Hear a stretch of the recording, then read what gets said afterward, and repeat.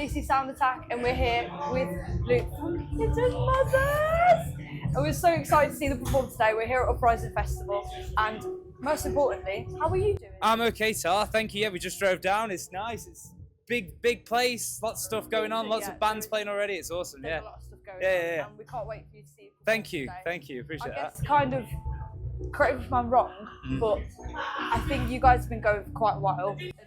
Yeah. In terms of like, but it seems like you've made such a massive impact on the metal community. I guess we've been. Like in general. Yeah. What I've seen, you've got such quite a dedicated fan base. As Oh, well, thank you, what I've yeah. seen on social media. Yeah. And it's nice to see. I think, how did you, like, with your sound, it's got such like a cool, I don't know, kind of like momentum, powerfulness. Yeah. Thank you. And how did that come to be? What inspired you guys to kind of get the sound that you have today? I mean, we've been knocking about since about 2019, and we did our first EP, and that was a bit more kind of. We just kind of all got together, and we all said we wanted to do the same kind of sound, which was like a black metal influence, but with something a bit kind of, I don't know, more ambient-y kind of stuff as well. It's like post-black metal, and then we said we'd do that. And then when it came to kind of, we did that, and we were happy with what we did. We really loved the EP that we came with. Then we had a couple of lineup changes, well, one lineup change, and then we thought, started changing our sound a little bit and kind of started using a bit more clean vocals. And I guess that's kind of where we got to now. I mean, it was just like a natural development. We did, where we started was kind of very much, we had a set idea of what we wanted to do. And then what's developed is kind of, as we've all got to know each other from being in a band together for 6 years, nearly 7 years. Yeah. I guess the album that took a long time to make was kind of just the natural progression from that. Like, there was a bit more kind of softer stuff in there, the cliche, but the heavier stuff is a bit heavier as well. So yeah, but just awesome natural to hear. progression, yeah. Yeah, it's nice to see kind of your journey, I think, from social media as well, and live performances. Your journey has been such a cool impact on the scene and the community. We've been really lucky. People we've had some really good chances, like the first. You've been like, there's a lot of cool highlights for you guys. Yeah. Like, we're playing Arctangent was pretty big, like the first time, and then. That's cool because you've already mentioned that for me anyway. And I know. As an experience, I guess it's kind of like a vague thing of like, as an experience, it's obviously going to be amazing. But something like Arctangent, how did you guys step onto that stage? Like, do you have any like rituals, traditions? What was your kind of headspace going into? Literally just did the same thing we always did, just on a bigger stage. But it was different because we'd never really played. Like, we were so used to, like, by the time we played Arctangent, we'd never really played a stage. Like, the stage we played was like, I think 1,000, 1,500 capacity, and like we've never played a stage like that before then. Yeah. So that was a big step up. I mean, just it feels strange to play to that many people. But we played again the next year, so that was great. And then we got 2,000 Trees this year, which is like this sister festival for Arctangent. Yeah. So like, we've had loads of people who've taken really good chances on us, really, because we work hard. I don't want to say that we don't, but people have had to take chances on us because we didn't even have an album out when we first played Arctangent. So. That's really interesting because I think from a realistic point of view as well, it's nice to see for young people who are aspiring musicians, not just in the metal scene, but they want to get into it. I think, what kind of advice would you give linking to that? Because obviously you said that it's not always been easy, I guess, in that sense, and having to kind of guide your way around it and how getting into it, going from different venues to something like of course, I would say, our bassist Liam, he's big into. I mean, we all are, but he's the kind of social media guy and everything. Yeah. And not that obviously social media is important, and obviously the new world we live in. But it was more the kind of what he tries to do with social media, and what he tries to do just always is like building like community and building kind of relationships with other bands. I think that's really important because he's kind of like. He's built such a name for our band just through like talking to people, getting to know people. Like, he's pretty prolific on Twitter, like just talking to people, like shit posting and just stuff like that, saying silly things. And that's cool. Yeah, but it's kind of it has built. He's really good at that. We all think it's a really good idea, but we're not quite as active on that side of things as he is. And people know who he is because even if he wasn't in the band, people just know who he is because he's just built our community around like metal and hardcore. So that's really cool. I guess you must have a lot of like fan interactions in terms of like not just on social media, but how has that kind of helped you to get to where you are today as a fan base? Because it seems like you've got a really dedicated set of fans from an outside Yeah, perspective no, as yeah. Well, I mean, like, which is amazing. people like us, which is good. Yeah, some people do, which is us. Yeah. If you don't like them, I'm sorry, but like, there's something wrong there. Yeah. So some people do. We've been really kind of lucky as well with the way people have kind of responded to us, because we did go from being. I mean, I love the first EP we did, but it was quite straight up metal. A lot of it. I mean, there was a bit of clean vocals here and there. We still did like the odd like post-rocky kind of ambient guitar bits, but a lot of it was just kind of like blast beats and screaming and stuff like that. And the way our new stuff isn't really that like that. There's still that in it, but it's changed so much. And everyone's responded to it really well, and I think that's lovely. Like kind of people who liked our band like our band the same amount or more, or maybe we've lost a few people along the way, but people have just really kind of come on the journey with us, which is really good. They're to like changing the band, and you know we're never going to just be a band that just makes music just because you know we want to just do the same thing over and over again. So the next album will probably be not completely different, but it'll be whatever we want to do at the time. So do you know what I mean? Okay, So, I think new music-wise, what would you say is kind of like a rounded way of saying what you want to do for the future, or like what are you currently writing at the moment? I don't know. Are you venturing into a new sort of Hidden Mothers? I think we're still figuring that out now. We've not got anything kind of set at the moment. I know we've started to do a lot more with, like, since we had lineup changes, we used to have a standalone singer. Yeah. And now I do most of the vocals, and our bass player Liam. So that changed for the album. I think we quite started to move a lot more towards doing more clean vocal stuff, which I do, and you know that's going to carry on. We might do a bit more of that. Yeah, thank you. Yeah, we might do a bit more of that, but we're not going to get rid of. You know, we do whatever's right for whatever we're doing at that time, whatever the song is.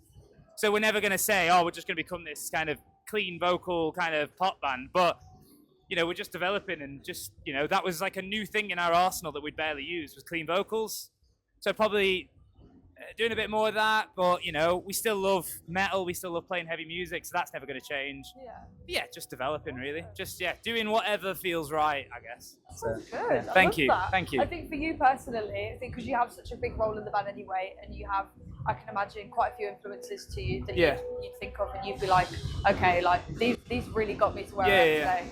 What kind of for you would be your artist, band, doesn't have to be in music, but an influence on you that you'd say carries with you today? I'd say into the music. Yeah, I'd say because as a band, like we all kind of came from different places, like in terms of music, not in a way that made us incompatible, but just kind of made for a cool mix. So I've always done more like the kind of the emo, post-hardcore stuff. So bands like Alexis on Fire are always really important to me. Bands like Thrice.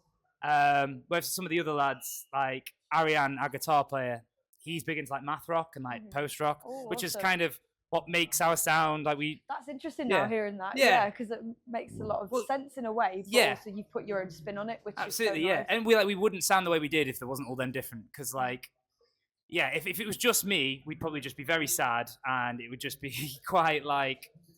You know, two chords and the truth kind of thing. Whereas, because that's just kind of, I like kind of soulful vocals and just straightforward chord patterns. Yeah, that's what's interesting. I think it really works for you guys because you're bringing like a new sort of feel to the scene of, obviously every band that we meet is bringing, there's so much newness going on, but you deliver a kind of sound where I think is, you can hear the Alexis on Fire, now you've said that, I'm like, oh yeah, that's thank you. But I think you're delivering a sort of new feel to it in the sense of, how when you're on stage and when you're performing, it's not just like the presence and all of that, like the songwriting as well. I think that's a huge part of it, and you guys do that really well. Thank you. And I think that's why when I see on social media, you've got such like dedicated family. It's just really cool to see. Thank you. And that's cool now knowing how you've got to this point today. Sort of hometown wise, you know, guys locally, what's been a venue for you that you've played in that say like, oh, okay, like, wow, it could have been your first gig, it could have been like a venue that you cherish, a local bar, where's somewhere that you've played? Well, interesting, the hometown things, sorry, it's Richard then. The hometown thing's interesting because like, you can interrupt me as much as you want, like, honestly, no problem. Thank you. Because we're based in Sheffield, like because that's kind of like the central. But 4 of us live in Sheffield, 1 lives in Huddersfield. And like we love Sheffield. Sheffield's great, and we've had some great times playing Sheffield venues. But the venue that's been really special for us is probably the Parish in Huddersfield, which is where our bass player Liam lives now. And that was the first place we played a show. And you know, it's also where we've played some of like our like kind of like big moment shows, like kind of like doing like sold out. Like it was the last show we did on like it was a sold out show like on a headline show, and that was amazing to be able to have that at the beginning, have that, you know, it was just really cool. Awesome. So that's an important venue to us, and that's probably a venue we'll just never stop playing for that reason. So I think I've seen a lot of articles that you are included as specifically in Sheffield as well as like really a representative for that scene, especially in metal. And I think that's really, really cool. I mean, Sheffield does have a good metal scene. There's some really good bands. Yeah, you've got the huge, but I think in terms of locally and beyond that as well, you guys have really established a cool, like from Sheffield as well, that sort of scene. Oh yeah, yeah. Your name is there. The amount of times that I see it, and I'm like, oh, okay, that's what I wanted to discover you guys for the first time. I was like, okay, like I need to get into these guys because it just kept popping up like everywhere in these different articles. It's just embarrassing when people realise that none of us are actually like originally from Sheffield. We all just kind of converged and met there. But Sheffield's still very important to us, and like obviously we love Sheffield and we all live there now. I mean, so again, like the northern scene in general. Yeah, of course. How was that really? Because I think you've really helped to bring that to the forefront, as many other bands do and have and still done. Yeah. But how is that important for you to kind of represent for metal and rock with? I mean, I love that representation to the audience as well. I mean, I love the northern scene as well. Like we love playing the north. Leeds is somewhere we love going. Like my favourite venue of all time, if it wasn't the Parish, it would be the Brudenell Social Club. And whenever we get to play there, I mean, it's interesting because we kind of, in terms of scenes, we do kind of sit in a couple of different pockets. Like we played Strange Forms last week, which is a bit more like the post-rock kind of math rock side, and I love the people from that scene as well. But yeah, just there's lots of really good, lovely people in music in England and the UK today, and lots of people have really supported us in the north and all over. But yeah, I love Leeds especially. Yeah. Oh, that's so nice to hear. We do need to play Manchester again. We've not played Manchester in ages. I love Manchester as well, but we haven't played Manchester in ages. Is there a venue that you on your radar that you'd be like, okay, right, we gotta do this? We played Salford recently, which is kind of outskirts of Manchester, isn't it? But we've not played central Manchester in a very long time, as far as I can remember. I mean, the lads will probably tell me after, oh, we played there like 3 weeks ago, just forgotten. I can't think. But this is the thing, we've not played Manchester like loads, so I don't know the venues that well, and I'm not massively familiar with Manchester. I grew up in Stoke-on-Trent, and I live in Sheffield, so Leeds was usually the place where if I was going to see a band on a tour, Leeds is where I'd go. Yeah. So I don't know Manchester that well, but I'd love to play Star and Garter again. We played the Star and Garter with Vigadude, and I would love to do that again, maybe our own show at some point. I don't know if we're ready for that yet. Thank you. Sorry, someone popping on the... We love that. We love the support. That is support right there. That is true support. I love that. No, thank you. Thank you. One final question that I'm doing with the bands that I'd love, because I think especially from your point of view, would be quite fascinating with your catalogue. Hidden Mothers, you personally as well. Yeah. If there is one song that you would recommend to someone, say they're just getting into metal in general or they're getting into Hidden Mothers, what's one song from your discography that you'd say, I'd recommend you to get into that? Like, Hidden for the first time. Yeah. What's the starting song that you'd be like, okay? I mean, if it was... why is that? Yeah. I mean, if it was metal in general, I mean, the band that got me into metal a very, very long time ago, like, we're talking when... like 2005, when I first started hearing metal, when I was like, I don't know, 8 years old, 7 years old, I was Killswitch Engage. I remember hearing Killswitch Engage on Scuzz, which is like the old metal kind of television music channel, which I think died a death 10, 15 years ago now. And they were the band that kind of, there's the melodic stuff and the heavy stuff, and that kind of led me into getting into more extreme metal and stuff like that when I was a teenager later on. I think if someone was getting into Hidden Mothers, I don't even know what I would say. Probably Still Sickness, because it's got a bit of everything that we do all packed into one. Has it got a bit of everything, like melodic components?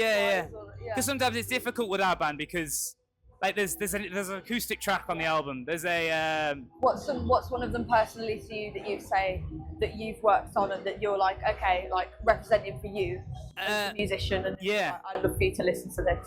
I mean, if it was me choosing what I feel like kind of was the most important song to me, probably Violet Sun. Ooh, nice. Yeah, so a lot of our tracks, like the way we kind of write is always kind of I write the lyrics and like the melodies and a lot of the initial guitar parts, but not all of them. So I kind of usually come with a bare bones of an idea. But like Violet Sun was the first time I'd ever actually said, I have this acoustic song. Can we do something with it? And then we turned it into Violet Sun, which became like It's a gorgeous song, yeah, by the thank way. you. Which is like a post-hardcorey kind of, more metallic it song. really is like brain itching when people describe like it itches you, but it's like in such a good way. It's so like. I like that because that's what I like to hear. Yeah. I think that about music a lot. There's certain songs that itch your brain in a certain way, and I think I'd like people to say that about that song. Yeah. Yeah, well, I absolutely Thank you. think that. Yeah. If you guys, come on, Hidden Mothers, like if anyone has it, this is you right. You got Violet Sun, okay? But come on, you need to get on it. Thank you so. No, so thank much you, for your thank time. you. Thank No, you. thank you. Thank you for having Yeah. us. Cheers. Guys, come on. Uprising Uprising, Festival. Let's go. Come on, guys. It's amazing. Yeah. Thank you.